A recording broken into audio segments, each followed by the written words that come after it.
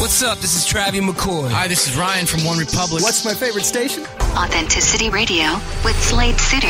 I tune in to you. The best of the best of the best. Just waking up in the morning and to be well. Quite honest with you, I ain't really sleep well. You ever feel like your train of thought's been derailed? That's when you press on. And now, your host, who has the hospitality of a fat and jolly innkeeper, Slade Suter. Choose your train. All that shining like gold. Yeah, choose your train. All that shining. Hello and welcome to you. We are back with the 3 Pillars of Consciousness with Kal Malik.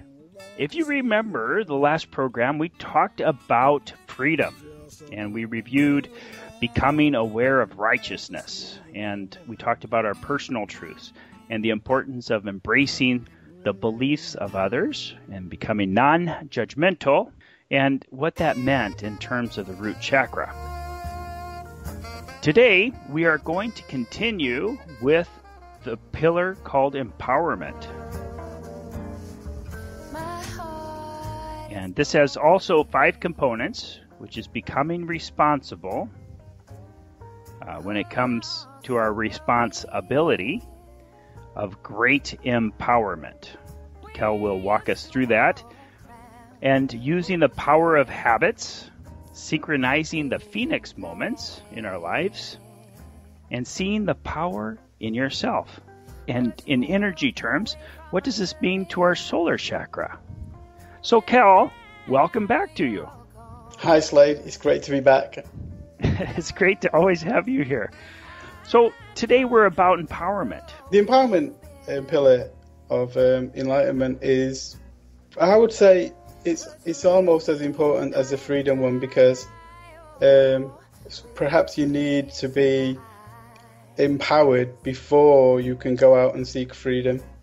So although it seems that it might be a step that comes before freedom, they actually together, both pillars rise together rather than one before the other. Yeah, we mentioned that at the very beginning, is that, and it's good to remind our listeners that these are not a 1, 2, 3. These are not steps. When it comes to pillars, they all 3 equally support something called life itself. That's right, yeah. Yeah, that's very important because, it's not like a step-by-step process.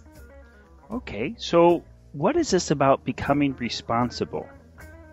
Well, I like to describe it as in the Spider-Man films. I don't know, in Spider-Man, the kind of like epitaph or the saying that rises above that film is with great power comes great responsibility. Mm-hmm. However, in life, I feel that with responsibility, not even with great responsibility, but with responsibility, and that's response space ability, comes great power. That is where we have power in life, through our ability to respond. Well, that's worth revisiting. With response ability, with the ability to response, comes great power. That's right. Yes. Ooh, yes. I like that.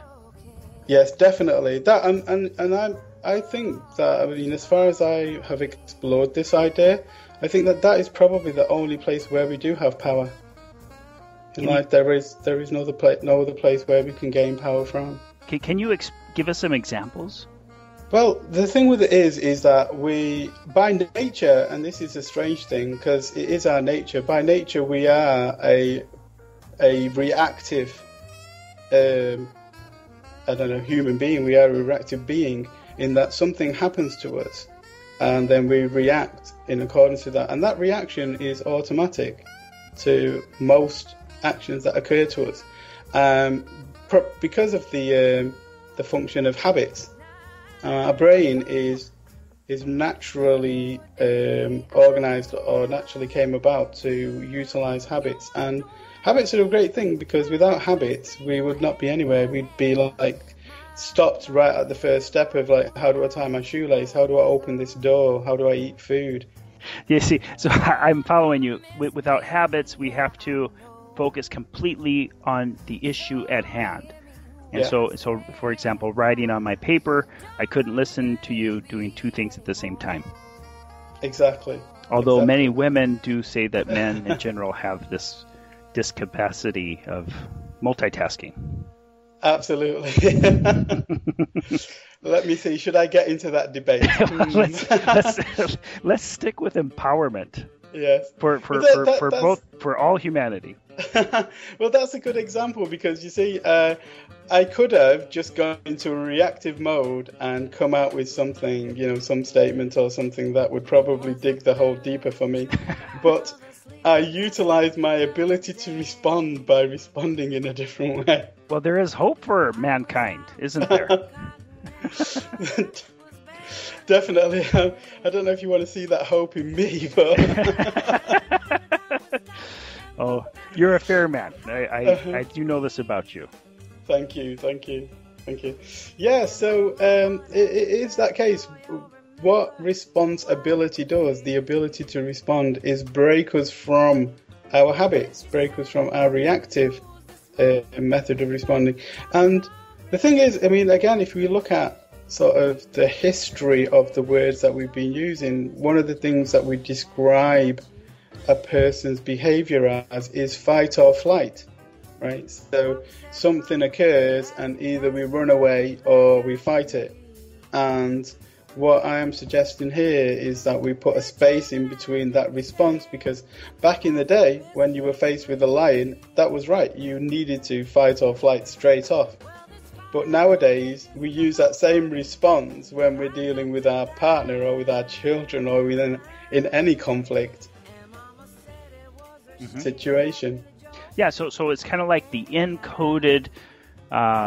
it's kind of like the encoding of who we are in the fabric of humanity, and we're using that, and you're suggesting to use the power of this encoding, the power of habits, to do something else. Well, that's what we go on to next, because one of the things that we can do is we can consciously become aware that the habits come about for certain reasons. I mean, basically because we practice something a lot, we do it again and again and again, and then after a while, 30 days or 21 days, some people say, is that if you do something consistently for 21 to 30 days, then it'll become a habit.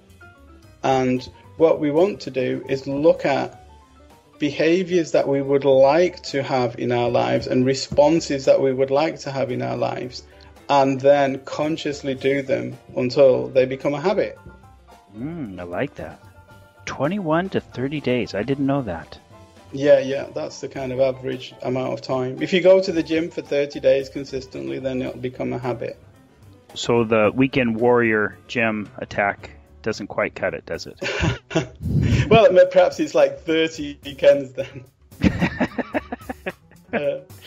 Okay, well that seems to make sense. So making a commitment would be beneficial to us, wouldn't it? Absolutely. And the thing is, seeing that commitment in yourself and seeing that you are practicing that commitment in your own self is the feeling or the perception that you get of your own empowerment. While still being open to failure, no? I mean, if we fail, we don't want to come down too hard on ourselves. We should really limit that. I mean, that is one of the most debilitating energies that we have in our being, is the kind of kicking yourself when you're down. There are enough people in this world that will kick you when you're down. There's no need to kick yourself. Well, we seem to do a lot of that, don't we? We do. As a human race. We do. And the unfortunate thing is, because it's us that is doing it, we are the most aware of where it's most painful. So we'll keep rubbing that salt in the injuries that we know that are the most painful. Wow. I never thought of it that way, but we do have an intimate knowledge of our weak spots, don't we? Absolutely we do. Talk about self-awareness. So, my friend Kal, so if we're going to ask our listeners to make a commitment, then we also want them to make a proviso of giving themselves room for failure. Well, I mean, I see things see, there's like another. I like quotes from films, probably because listeners will be able to recognize some of them.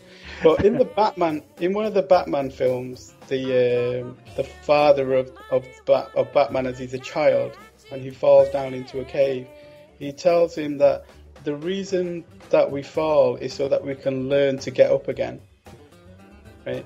And I disagree, because the thing about falling is that it's a measurement, and measurements are made in the eye of the beholder. So one person can say, "Oh, you've fallen really deep. You've fallen on hard times," whereas somebody else might say, "Oh, you've just fallen on a little bit of a rock there. You won't even notice it after a few days." Yeah. So failure, and I don't recognize failure. All I recognize is trying. Mm-hmm. Okay. Tell me more about that, trying. Well, the notion is that basically have a go, get up off your seat and have a go, get up and have a go again and have a go again, and as many times as you like. And if you stop after 100 times or after 2 times, then it's not recognized as a failure. It's recognized as you had a go. It's not for you. Mm-hmm. Okay, so there's many things in life that aren't for us, and some of the things you have to try to find out. Okay, can I give this another shot? Sure. So the idea is to make a commitment, allowing for failure while focusing on the trying part.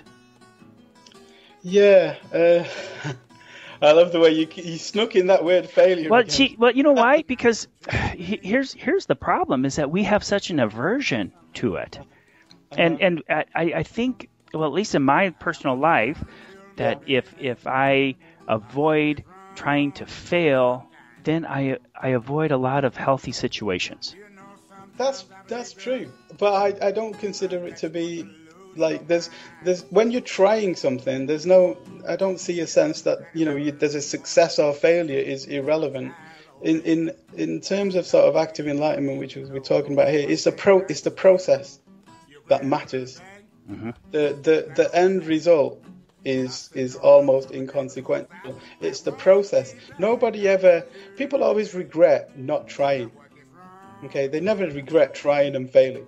Okay, the regret is that, I should have tried that. I should have had a go at that. Perhaps I could have done that. But how do you know unless you try? Okay, then give me one more shot.